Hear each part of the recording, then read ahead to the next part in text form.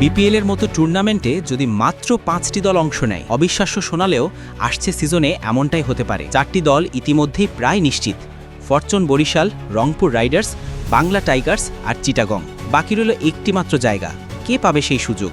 রাজশাহী নাকি নতুনভাবে আসবে নোয়াখালী কিংবা কুমিল্লা? ক্রিকেট প্রেমীরা এখন তাকিয়ে আছে বিসিবির চূড়ান্ত ঘোষণার দিকে। বিপিএল এর নতুন কাঠামো নিয়ে ভক্তদের আগ্রহ চরমে, আর সেই রহস্য উন্মোচন নিয়েই আজকের বিশদ আলোচনা।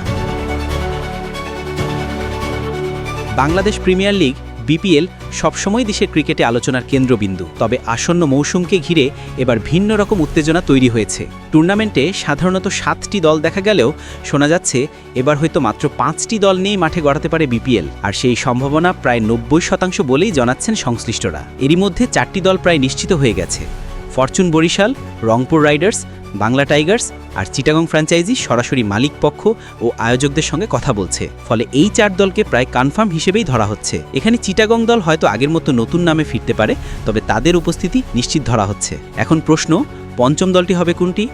এখানেই ভক্তদের কৌতূহল সবচেয়ে বেশি, কারণ একদিকে শোনা যাচ্ছে রাজশাহী ফিরতে পারে, অন্যদিকে নোয়াখালী বা কুমিল্লাও ফ্র্যাঞ্চাইজি হবার আগ্রহ প্রকাশ করেছে। তবে বিসিবির নীতিমালার কারণে সব ফ্র্যাঞ্চাইজি আবার নতুন করে দল করতে পারবে না। ফলে একটি মাত্র শূন্য জায়গার জন্য লড়াইটা জমে উঠেছে বেশ।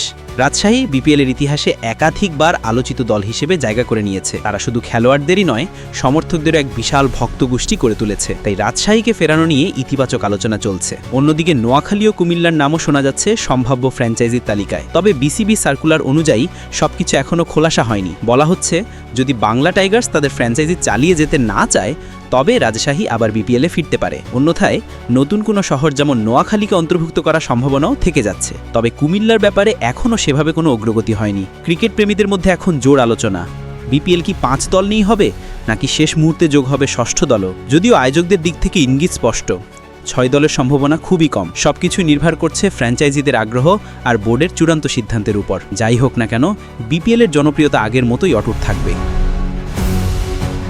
বাংলাদেশ ক্রিকেটের সবচেয়ে বড় ঘরোয়া আসর বলেই বিপিএলকে ঘিরে সবসময় বিশেষ উত্তেজনা থাকে। সমর্থকরা যেমন মাঠে গিয়ে ম্যাচ উপভোগ করেন, তেমনি ফ্র্যাঞ্চাইজি দলগুলোর প্রতিদ্বন্দ্বিতাও পুরো টুর্নামেন্টকে রঙিন করে তোলে। বলা যায়, এবার বিপিএল ভিন্ন রূপে হাজির হতে যাচ্ছে।